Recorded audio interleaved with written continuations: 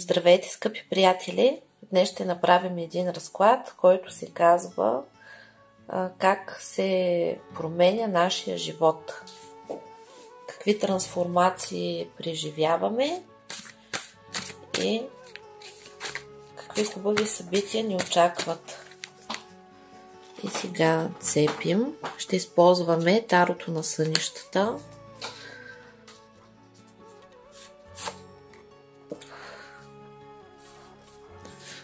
От вашия живот си заминава мазохизма, когато човек сам измъчва себе си и намира ситуации, в които да страда, както и подобни партньори, с които да страда.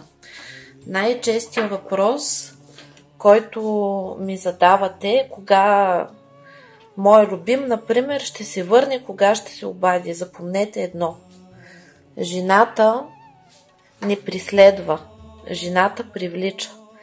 Жената, за да бъде успешна, трябва да има първо свои условия към мъжа, за да бъде щастлива. Най-големият проблем, който води до нещастни връзки, е ниското самочувствие, което има съответната жена. Защото колкото по-ниско самочувствие имате, толкова по-малки изисквания имате към съответния партньор. А тази карта показва, че сега се заминава вашето ниско самочувствие и вие спирате да се самоизмъчвате, закрива се негативния диалог и се подобрява вашето самочувствие. Възстановява се светлата матрица на бъдещето и се отварят възможностите, примахват се блокажите, които ви пречат да приемете себе си. Другата причина, поради която се страда, е, че има смяна на системата. Тъй като изначално по закона на еволюцията жената винаги трябва да избира за себе си най-добрия от добрите. Това е предвидено, тъй като всяка душа, която е на по-високо ниво, може да присъства в няколко тела едновременно, т.е. да се природи, да се въплати и да живее 4-5 живота наведнъж. И тя събира опит по този начин, по най-бързия начин. Сега в тази система за любовта изначално си беше такава, че жената имаше повече от няколко партньора, т.е. повече от няколко пламъци близнаци или кармични партньори, или както иска да ги нарича. Следователно, системата, която беше 11 1 до 1, две цялостни личности, тогава по закона на еволюцията мъжа се бореше за жената, т.е. жената винаги, когато слиза, има повече от един партньор, с когото има възможност да партнира, и мъжете със своята енергия, те се борят за жената и тя избира най-добрия от добрите. Следващата система, която беше 1 плюс 1 е равно на 2, когато две половинки ставаха едно цяло, тя отмина. И отново след 2012 година се възстанови системата 11 и съответно всяка една от нас има повече от един партньор, с когото може да партнира. И как се случва това нещо? В нашето пространство са си регистрирани тези партньори. И когато се срещнем с един, обикновено първия, който срещаме, е най-ниското ниво, най-слабия, и другите партньори му дават реверанс да си появи, като за нас също е хубаво да срещнем най-слабия партньор, който има най-много травми, защото това е нашия шанс за израстване. А мисията на всяка една душа, която е тук, е еволюцията и израстването. И следователно, когато ние срещнем един такъв партньор, който ни е привлякал, се случва така, че той може да изчезне надейно или нещата да забият, тъй като жената е генератор на енергия. И съответният мъж, когато се привлича от тази жена, той се привлича от нейната женска енергия, за която аз говоря, и тя е във формата на златна енергия. А как я произвежда жената тази енергия? Когато е концентрирана върху себе си. Аз си бях записала в един руски курс, в който учиха жените как да имат мъже милионери, как да ги привличат. Не обикновен мъж, а милионер, който е на високо ниво, тъй като мъжа, който е с финансов ресурс много висок, той се нуждае от жена, която има много висок женски ресурс. Това е нещо като Ферарито, което много по-често трябва да се зарежда на бензиностанцията, защото харчи много. И съответно там ловуват не за просто за богати мъже, а за много богати мъже. И жените там не ги учат как да го впечатля, как да го задържа, как да го привъзпитам или как да го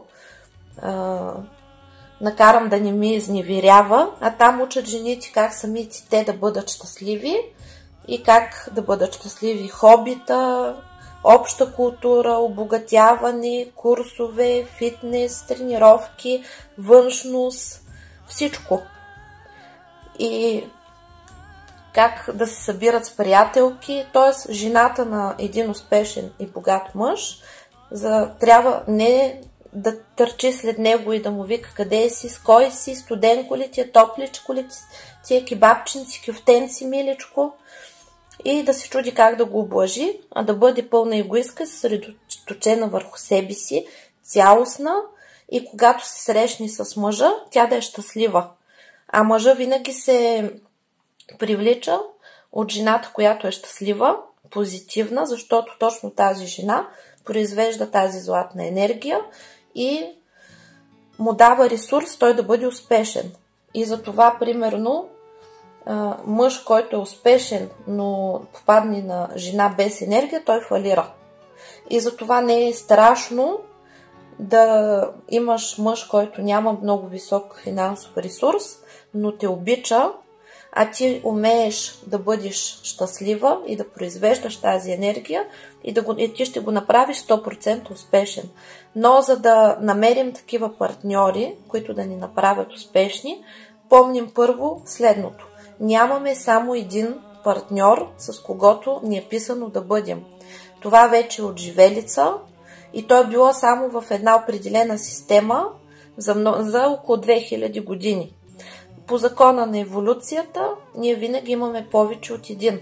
А какво се случва? Първо, когато ние имаме ниско самочувствие, ние просто търсим някой, който да бъде до нас, тъй като това ни е внушено, че жената на толкова години трябва да има мъж.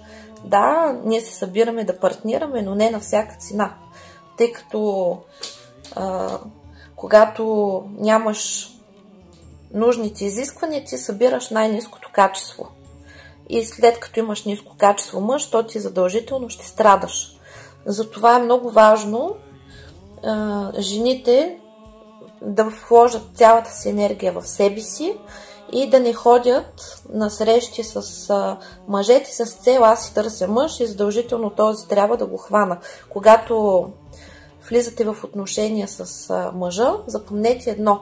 Мъжа гледа направо и нагоре.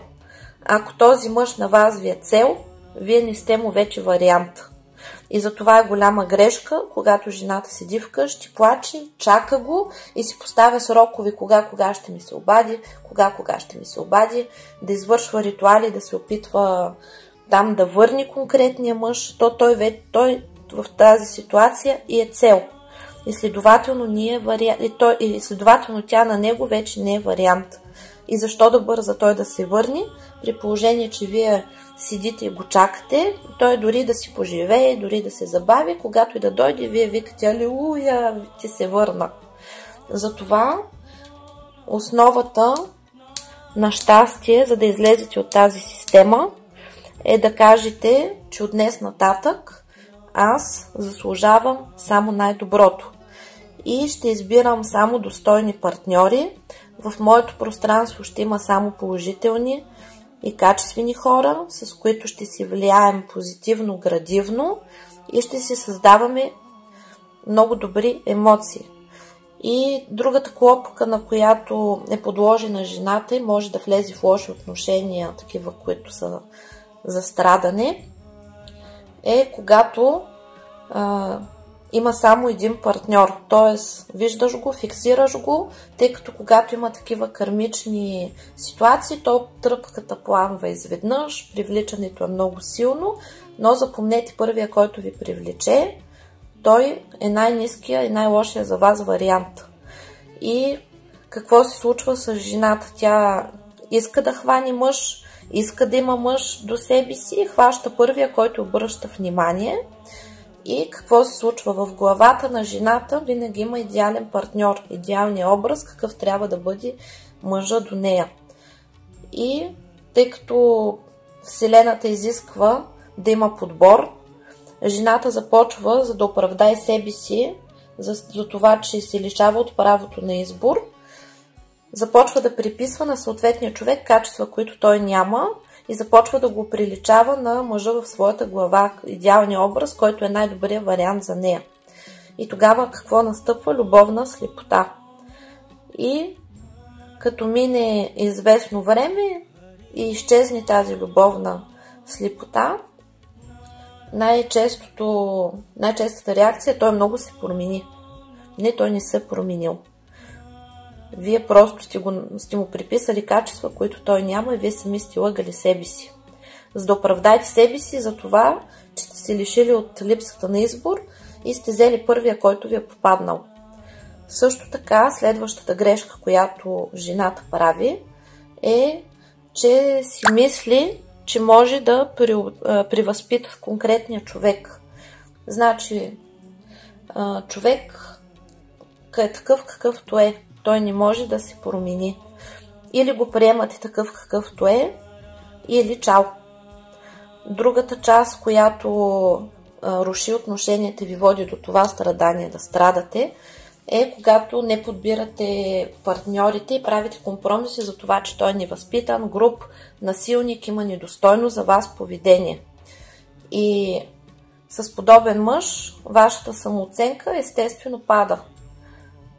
Както и при мъжете, когато партньорката не е качествена и е такава, която унижава, по същия начин пада това самочувствие. Така че в момента от вашия живот се тръгват точно тези проблеми. Когато вие изпитвате необходимост да влизате в взаимоотношения, без значение в коя сфера на вашия живот, които ви водят до страдания. В момента върху вас тече много силна трансформация и много силно изчистване.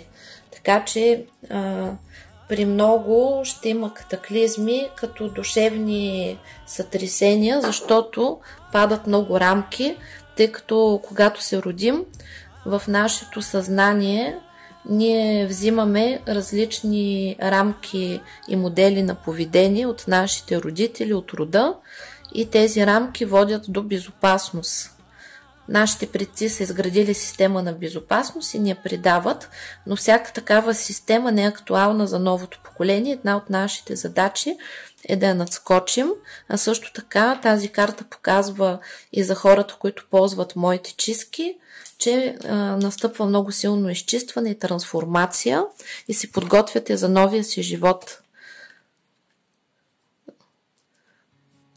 Засилва се желанието за самопознание, когато човек се потапя в себе си и започва да се вслушва във вътрешния си глас и започва да намира отговорите си, възстановява се връзката с висшия ви аз, започвате да се освобождавате от нуждата да бъдете непрекъснато в компания и вашето щастие спира да зависи от присъствието или отсъствието на други хора.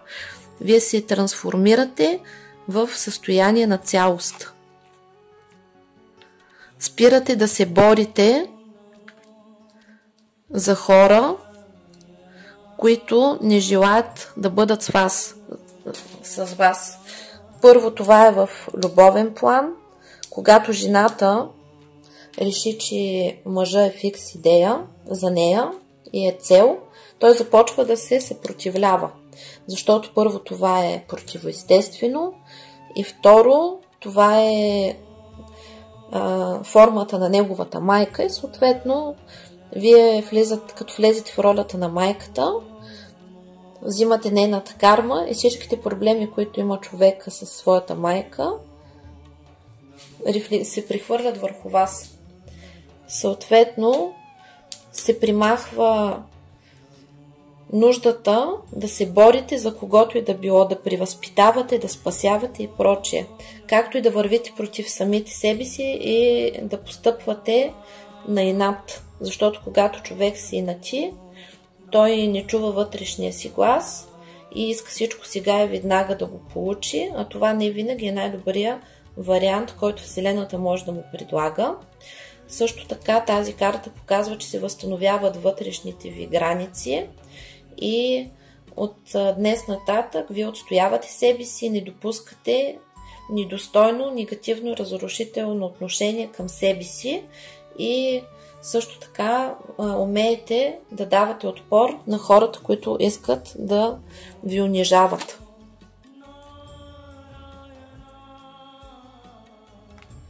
В любовен план, при тези, които имат проблеми в любовта и чакат човек, с който воюват в момента, нали, това в любовен план се тълкува така, че повечето имат връзка, която в момента е в застой, съответният човек липсва, нали, тълкува се и за мъже и за жени.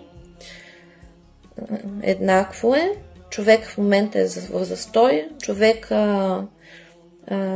ви се противи, държи много стриктно нещата да се случват както той казва и се опитва да ви причупва, така че да му станете удобни.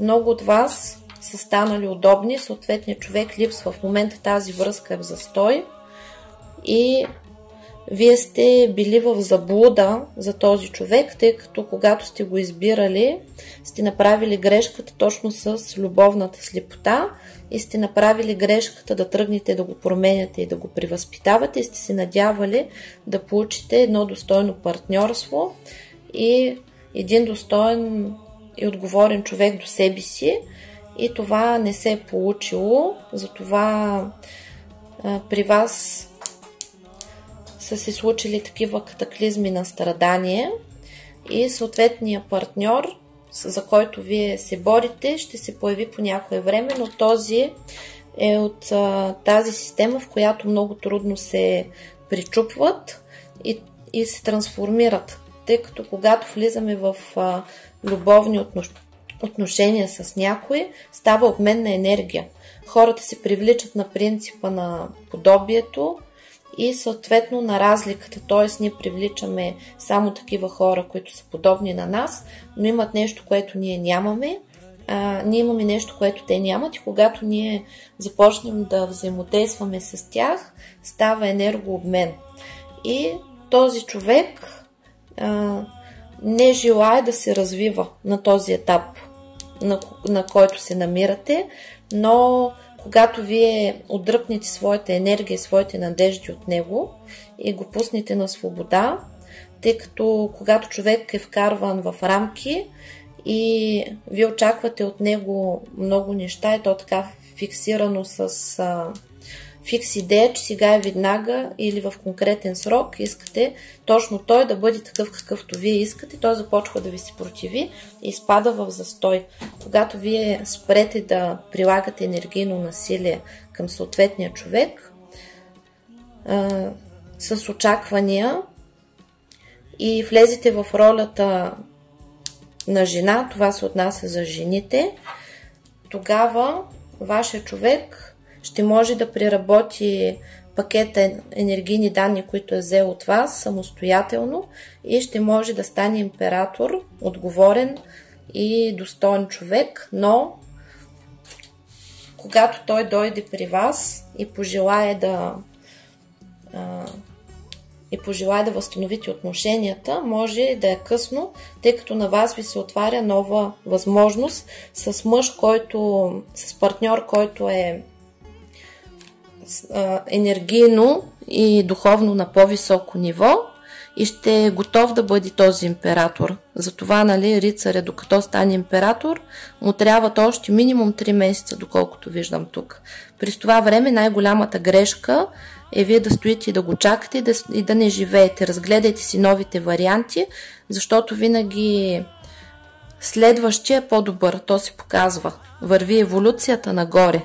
За мъжете, които гледат и са в сложни отношения с партньорки, за тях това е трансформация чрез много страдания, в които те стават готови да имат сериозни отношения.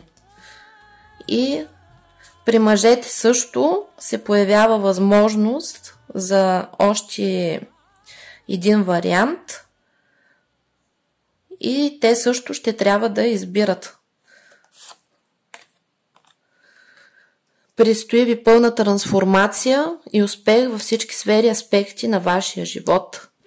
Затова периода е такъв, че е нужно наистина да кажете и да дадете заявка на Вселената, че вие заслужавате всичко най-добро и искате за себе си само най-доброто.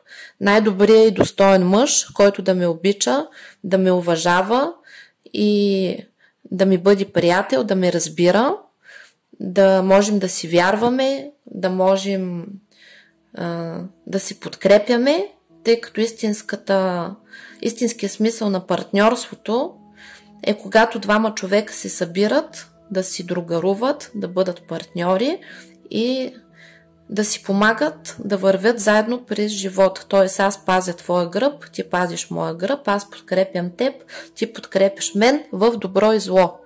И да, важно е да има съвместимост, затова трябва да избираме много отговорно и да имаме високи изисквания.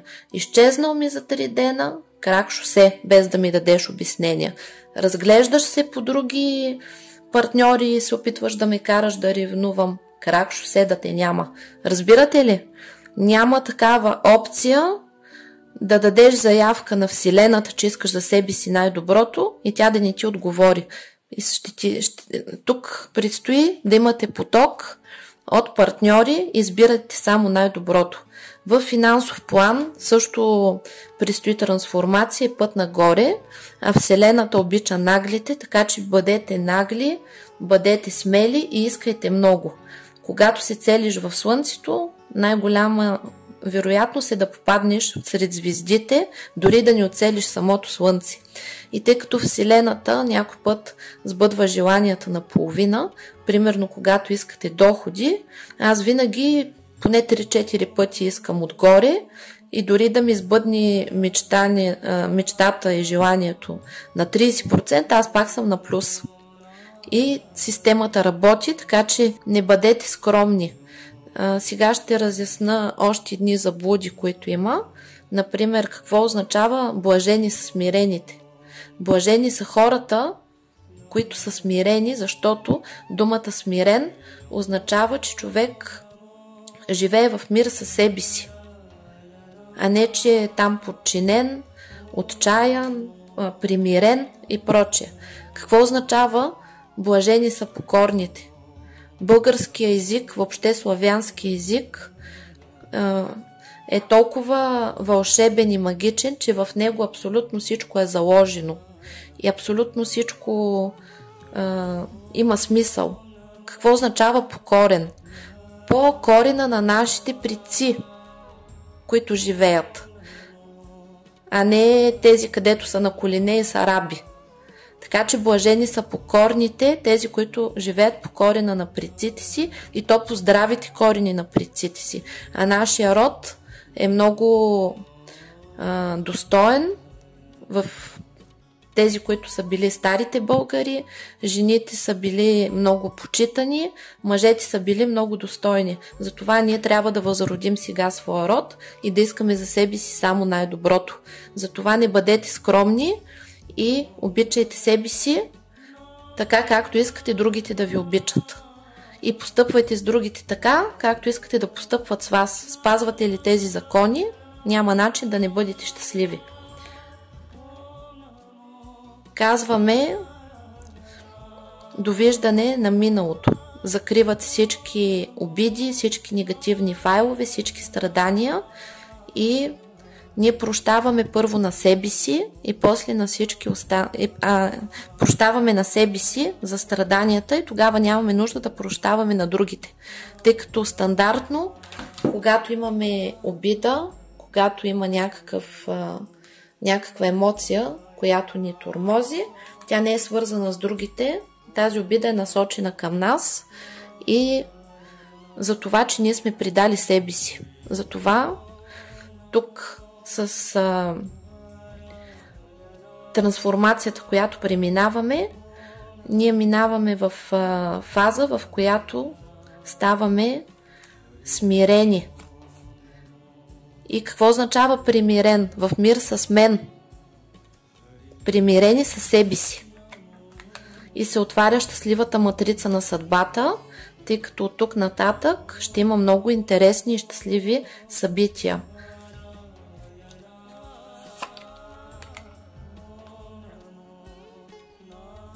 Освобождавате се от състоянието спасител, когато се нагърбвате да правите всичко. И когато изземвате функциите на хората или отивате да ги спасявате.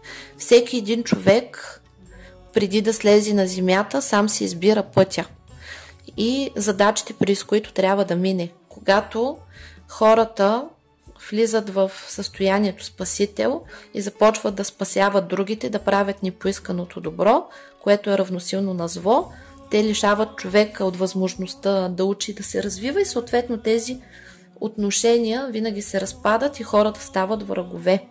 Затова вие се освобождавате от тази възможност да се нагърбвате с всичко и с всички, да съчувствате, да съжалявате, да пренебрегвате себе си за сметка на другите и се възстановява вашето самочувствие, спокойствие и се възстановяват всички сфери, аспекти на вашия живот. Тъй като тази енергия, която досега сте раздавали на другите, била нужна за вас, тя се връща при вас и вие влагате правилно в своята реализация. И тогава вече можете да бъдете лидер и господар на съдбата си. За тези, които си търсят партньор, тук има много интересно запознанство. Този император тук е много амбициозен и интересен мъж, който е много страстен и ще се бори за вас. И когато се появи този мъж, ще се активира и стария ви мъж и тогава вие ще си направите своя избор. Дали да бъде с този, с който в момента искате да бъдете, но не сте, или да бъдете със следващия. За мъжете това е скок в кариерата, развитие на мъжки качества и съзряване, когато момченцето става мъж един вид. Тъй като мъжете също преминават през различни аспекти и трансформации, при тях има първо такава иерархична система. Момчето става юноша, юношата възмъжава и трябва да докаже пред себе си и пред Вселената, че е способен и тогава започва неговия път на войн. Когато мине трансформацията войн, тогава само грешка. Първо минава през ситуацията, през сферата, в която е търговец, когато се учи да се бори в материалния свят и да изкарва пари и от състоянието търговец да отиде в състоянието войн. Нито един войн не работи за заплата. Войните винаги се стремат да създадат нещо свое, да бъдат независими, тъй като войните не могат да понасят някой да им казва какво да правят или да ги унижават. След състоянието войн, мъжа преминава в състояние император или маг. Това са най-високите степени и тук в момента се наблюдава при мъжете състояние, в което от търговец се превръщат във воин. И когато влезат в това състояние, мъжете стават много по-смели, стават с много по-стабилно самочувствие, започват да отстояват себе си по по-различен начин, прояснява им се ситуацията какво конкретно искат и периода е такъв, който ще продължи в рамките на 1 година, когато ще могат да подобрят много своето финансово състояние, да имат много нови идеи и също и създаване на собствено дело. При всички се възстановява щастливата звезда, която гарантира, че периодът е изпълнен с много успехи, с намиране на себе си, духовно израстване, възстановяване на самочувствие, сбъдване на мечти.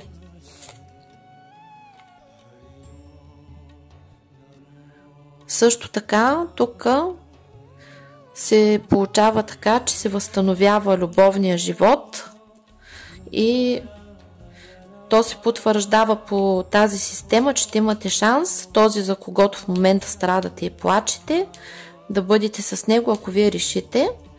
И да ви кажа честно, дали ще изберете този или този, и двамата са много добър вариант, като при всички, запомнете, има не само един, а от 3 до 5 варианта, при някой може и да са 7. Така че избирайте смело и не се страхувайте, че ще останете сами. Ето го и другия вариант, краля на любовта.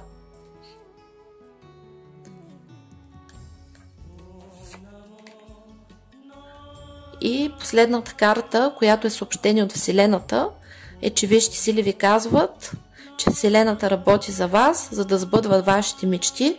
Затова мислете позитивно, мислете смело и не бъдете скромни. Какви още хубави събития ви очакват с феите? И да обобщим, това е стария партньор, тъй като вие сте по съдба, в която в рамките на 1 година ще избирате за себе си достоен партньор. Стария партньор, в момента, в който вие оттеглите своята енергия от него и спрете да го притискате, спрете да страдате за него и започнете да се развивате в степен императрица, тъй като не само мъжа минава през различни етапи, жената също минава през различни етапи и ако вие искате император, то вие самата трябва да сте императрица. За да привлечете достойни мъже, тъй като мъжа вижда направо и нагоре, вие трябва да бъдете винаги едно ниво над мъжа, за да може да бъдете негова цел, а не да бъдете средство за постижение на неговите цели. Разбирате ли? Когато вие станете удобна и когато започнете да се страхувате, че ще изгубите съответния мъж и той стане ваша фикс идея и ваша цел, вие ставате първо изчезвате от неговата система, че ще сте му вариант и ставате средство за постижение на неговите цели. В момента, в който този мъж постигне своите цели или види по-интересна жена, той отива там. Разбирате ли? Затова жената, за да бъде императрица, трябва да бъде абсолютно концентрирана върху себе си. Лична култура, външен вид, общуване с приятелки, хобита, реализация, четене, образование, учене, кариера. Разбирате ли? Няма нищо по-хубаво от една реализирана жена, която си има свой собствен стандарт и си живее така както иска и си избира партньорите по любов, т.е. не по някакви тънки сметки или необходимост. И когато жената има свой стандарт, тя има свое самочувствие. И съответният мъж, за да впечатли тази жена, трябва да направи нещо повече, да й даде нещо повече от нейния стандарт. Разбирате ли? Затова е много важно не да преследвате мъжете, не да бъдат ваша цел, че сега и веднага трябва да имам партньор, а с мисълта аз съм прекрасна, работя върху себе си да бъда прекрасна и заслужавам само най-доброто. Какво ни предстои? Както казахме, учене, усвояване на нови знания. дава ви си сила да сбъднете всичките си мечти, да постигнете всичко, за което мечтаете. Това, което си мечтаете, ще го имате. Можете на тази карта да си пожелаете желание. Аз бих си пожелала да бъда императрица и богиня. И да бъда успешна във всички аспекти на своя живот. А вие си пожелайте каквото искате. Мислете позитивно.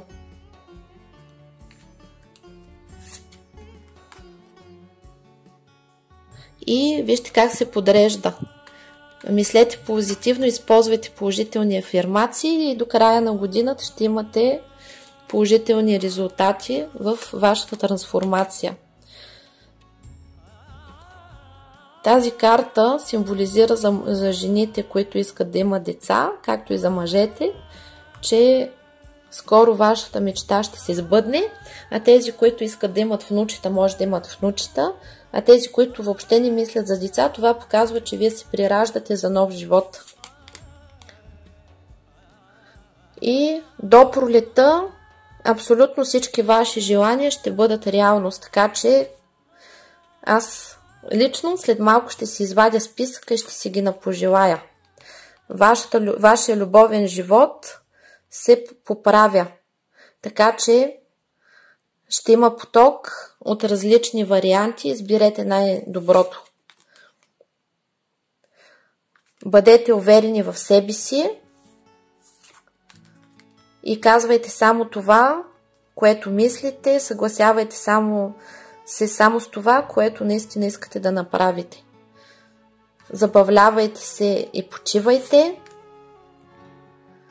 И много от вас са дошли тук да бъдат духовни учители и вашата цел в живота включва обучението на други хора, целителство и духовност. Затова смело развивайте себе си. Затова не е толкова важно да бъдете фиксирани върху друг човек, тъй като когато вие се обсебите от своя партньор, цялата ваша енергия отива при него и вие се лишавате от своята възможност да развиете себе си.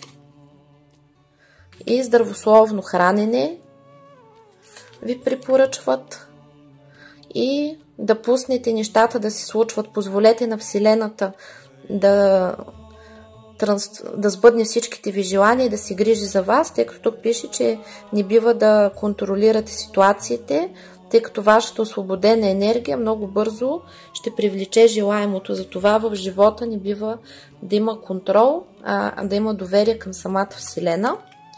И ви очакват финанси, нов бизнес, кариера и повишаване на доходите. Чудесно! И какво още ще ви кажат и архангелите? И приключваме.